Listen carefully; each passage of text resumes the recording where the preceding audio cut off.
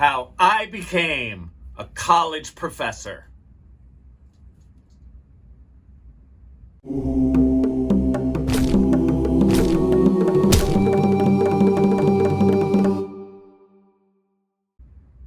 Okay, tonight's topic, how I became a college professor. Boy, this is one, I get this one a lot. And this one's tough to answer, man. It's a long road. I think I am going to break this down into like 6 sections. So get the popcorn, sit down, relax, chill. Here we go. So, how did I become a college professor, right? First, I went to college. Huh? I know, you're like, oh, thanks. Thanks for that. But it's true. The reason why I bring that up is because something like archaeology is an intrinsically academic field. So, if you want to become a college professor, realize that's your field. It's academic at its base, right? You're gonna need a PhD, pretty much. I know sometimes they tell you, ooh, at the community college level, you could teach with only a master's, but you kind of can't. There's a serious glass ceiling, So there are stories of people who become college professors with only a master's, but that's really rare and getting worse all the time, right? So realize that you're coming into an academic realm. And even before I continue the short story to all this, how did I become a college professor? Hard work and focus. There is no short answer to this one, you guys. There is no sneaky little path around the back door. Like this, as you will see, is just step by step of grinding it out. If you're still here. Okay, you've gone to get your bachelor's. And while you're there, though, you're being an active person, meaning you have an active mindset towards, maybe I really would like to be a college professor. I'm going to watch these professors who can then become mentors later, or at least models. That's what is important in the early days. You're getting your bachelor's. You're thinking maybe you could do that. Being a college professor sounds kind of cool. Look at the professors you have, right? They are modeling what a college professor is. And in the early days, you'll see ones you like and what you don't like. And, what's interesting is later that stuff will change a little. You'll kind of understand the methods of the madness.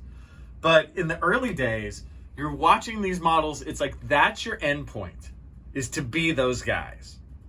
And then you want to think in an active sense, what are the steps I can take to be those guys, right? One thing you could do is ask them.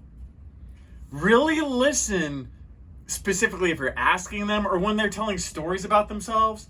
How did they become college professors, right? This right here, listen to this. If you want to become a college professor, listen to me, the guy who is one, right? Take this stuff seriously. What experiences did they have? What skill sets do they have? Did they needed, right? What are some sort of stepping stones? What were the stepping stones they used? Figure that out. Find that out at the undergraduate level. It's cool. I understand. If you're 22 and you're getting your bachelor's and you're like, should I become a college professor? I don't know. But either way, look at it with a critical eye, right? Don't just be passive. You want to be active and learn, because you're not getting better than the people who are in front of your classroom teaching. Like, that's what you want. So model after them. Now, as we're going through this, we want this active mindset, and you want to be doing, not dreaming. How's that for a cliche? I know. I can't believe you're still here. So what I mean by that is I know so many kind of grad students, they just talk about, oh, when I'm a professor. Really? Have you thought of the steps to get there? Oh, well, they'll take me. Will they? I don't know. What, you think you're so smart? It's an academic discipline. It's full of smart people. Get in line. So, with this critical eye, knowing that we have to go onward for a PhD, we want to know the discipline as much as we can. And I don't mean just archaeology. I mean that professoring world. Start to notice how professors have to work on committees or that they have to interact with deans. What's a dean anyway? Start learning about the structure of academia, the structure of a college, right? Structures of universities, that kind of stuff. You want to know that. Get this knowledge, man. So, you get your bachelor's, it's in archaeology, and you're like, I still want to be a professor. Now, it is even possible to become a professor and not have a lower division, a bachelor's in like archaeology. But at that point, you will definitely have to get a master's or PhD in archaeology to be part of the mix. So realize becoming sort of your dream job as a professor is doable even if you have the wrong undergraduate degree. It's okay, but you'll just have to take one or two extra steps to seal the deal with your advanced degree. So I would say once you get your bachelor's, and let's say you're going into the master's world or into the first couple years of your PhD, this is the time when you're getting skills. Okay, so step one is just the sort of like go to school. Step two is getting some more specific skills. And in this second step, we're in grad school, we're going to field schools. Hopefully we're going to several field schools. Sometimes you'll hear stuff like, oh, field schools, they're so passé. No, they're not. Go to them. Go to as many as you possibly can. Go to disparate, different stuff. That's the best. For me, I've done the Belize thing in the Maya world, but I also worked locally in California. I worked in Germany for a summer just to get a lay of the land. You're meeting people. You're starting to network. So important. Be nice to your fellow students, right? Those network connections later will pay 1,000 dividends, you guys. In networking, be a nice person. Be a professional. That is so huge. If you are a nice person, and I don't mean fake nice, I just mean it's kind of nice to be around you in a room, and you're a professional, you're probably ahead of at least half of your cohort. So keep those ideas in line as we go through this, as we go through these steps, right? So you're starting in grad school, you're learning how to be a professional, focus on your writing, just get good at writing. Just do it, right? Get good at writing, get good at presenting. Oh my God. So many people suck at this in academia, just in general. If you're a good presenter, you can cut out so many people. Take it from me. I could angle on the presentation side because I was always a good presenter. So it was a skill I had. This is another time to be honest. What are you good at? What do you suck at? Right? And there'll be some stuff in between. Focus on your strengths. You'll start to see, like, in this track towards being a professor, I'm good in these lanes. I'm not so good here. Be honest. This is not about where you're just good at everything. No, you're not. Okay? Focus on those strengths. Be it presentation, be it research, right? There's a bunch of different little things there. There is a choice. If you really want to get good at something and are poor at it, you can make the choice, the active choice to get good at it. That's okay too. But again, you have to be honest. You have to be realistic. How many times do I have to say that? I've seen so many people, you guys, who just are completely unrealistic. I've seen people talk about becoming a professor like it's no big deal. Well, if this doesn't work out, I'll just become a professor. I've heard that. You won't just. Little factoid, the last full-time job that we hired for here, you know how many applicants who made minimum quals? 100. 100 applicants. The person who got that gig was literally 1 in 100. Do you need to be 1 in 100? Yes, you do. Suck it up.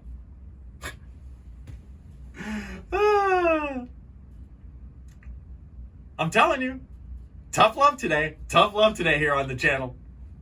So the third part, so we've gone to school, then we're kind of going to grad school and kind of getting our skills. The third part, I would say, is when you're sort of later on in your PhD, right? The last couple of years. This is where you're really focusing on your specific research, your specific knowledge that you and 4 other people have. That's okay. In my case, it's the cenote stuff.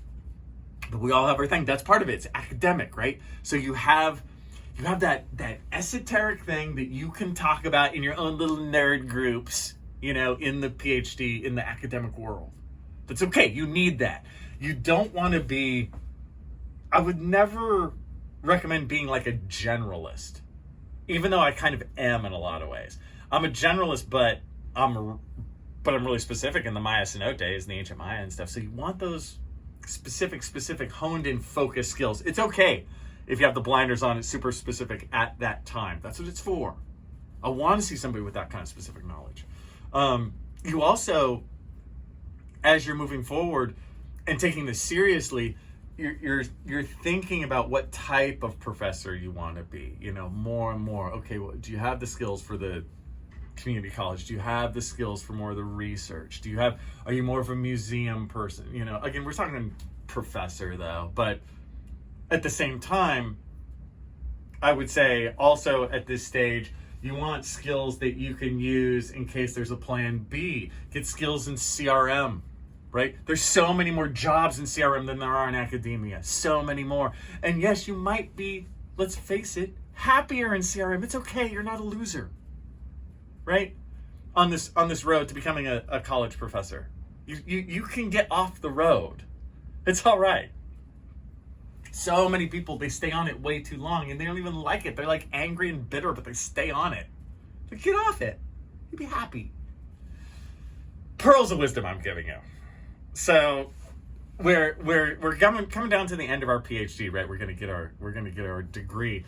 But you better be getting experience, volunteer for stuff. And by volunteer, I mean like every kind of presentation to every group. You guys have done presentations to middle schools, high schools, colleges, other departments, local groups. Those are really good ones. Local archaeology groups, local other sciencey groups, geology, astronomy. Does your research relate to any other little parts? Get those presentations.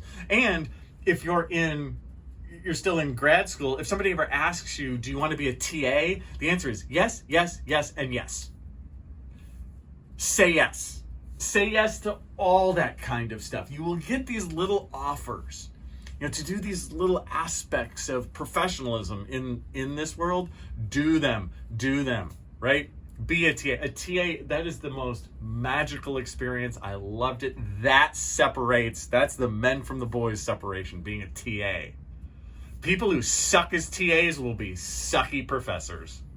And the other way is true too. Great TAs make great professors, right? Done and done.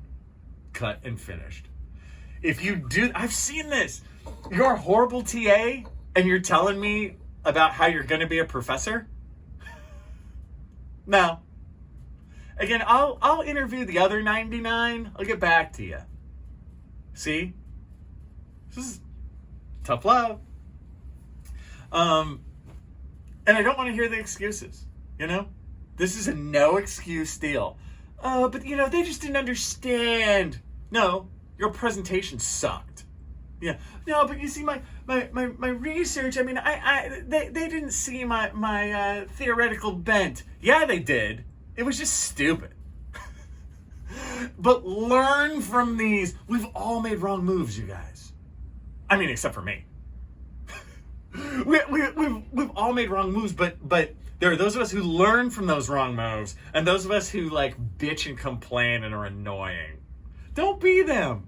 Learn. It's that active sense of like, okay, wait, right? You break it down. Okay, for my presentation, that was good. That one pretty good too. Dude, that part was weak, right? And that ability to sort of self-analyze, gold, when on this route to becoming college professor. So now you've got your PhD.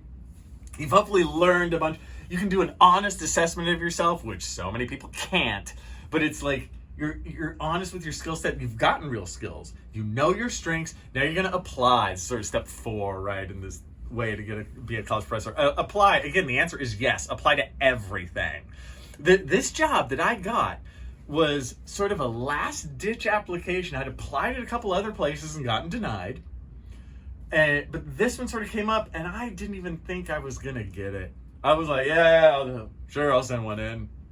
And I think part of the reason why I was a really strong candidate was I was really relaxed because I didn't think I was going to get it. I just had like 2 denials. I'd gotten to like the final 4, and I hadn't made it at like 2 other schools.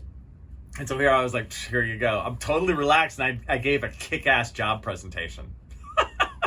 So you cast that wide net, right? You apply for part-time jobs. I did a ton of that before I got this gig, right? So you want to be a part-time college professor. You're teaching just like 1 class a semester or 2. You're making terrible money, but the experience is excellent. So apply. You are not too good to be like a part-time professor or something. That's an embarrassment if you say that, right? So you will get feedback as you teach, even as a TA. You might get feedback. Take that feedback seriously. Take those notes that they're giving you. It's so good when you get feedback from people. Oh, well, you should present it like this. Oh, make sure to use the whiteboard more. Well, you should walk around in class more. All that skill set, the presentation skill set, boom. You don't think that helps with a job talk, right? So good, man. Learn from those jobs not gotten, right? I didn't get the previous 2 jobs. Why didn't I? Right? Analyze that. Write it down. Ooh, here's what I should improve next time. Don't just go into a pit of despair.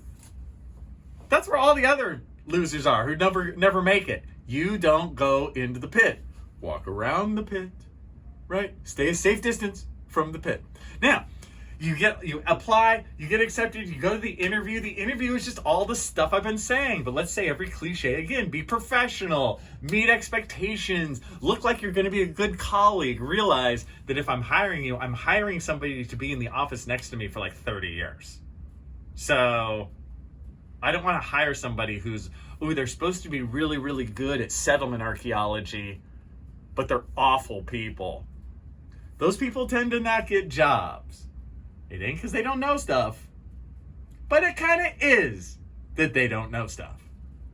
So that good colleague thing is huge. Think of, be the person who you'd want to be in the next office with, And then once you get the job, it never ends, It's sort of step 6, the final step. You've gotten the job. You got to get tenure. You got to take the notes. It's just like when you were a grad student. You're taking the notes from fellow faculty members. You should do this. You should do this. You should do this. Take them seriously. I know you can complain about so much stuff about tenure, but that's the gig. Oh, there's somebody who doesn't like you. So what? It happens everywhere. Just be a professional. Kill them with kindness. It's the only way. And it works wonders. Don't get all cynical and dark. You now have a job that is a fantastic job that so many people want. Enjoy it. And I know it sounds weird, but enjoy the process, enjoy the tenure process, learn from it. Those people are professionals too, even if you don't like them, they might have really good stuff to tell you. Listen to that. Once you're here, the skill thing never ends. Get more skills. You're getting more skills. I still get new skills, you guys, on certain aspects and trends in archaeology. I have a great time learning about new stuff, even as a college professor. I don't just sit down and blow the dust off my notes. So we're getting tenure. Let's say you finally get tenure. You're still learning new skills, and hopefully you have your thumb on the pulse of academia enough where you can kind of predict trends. And you can kind of change with what new things come up and add your 2 cents too, because you're now a professional. Certain new things you can be like, I'm not a fan, but you can pick and choose, right? Just like way back when you were picking and choosing with your mentors and stuff, you can choose certain things that they do well, and certain things you don't like so much, you'll choose it from this mentor over here, right? That stuff, it never really ends, but it's a fantastic journey. really, at the end, all you have to do is be better than everyone else. That's true.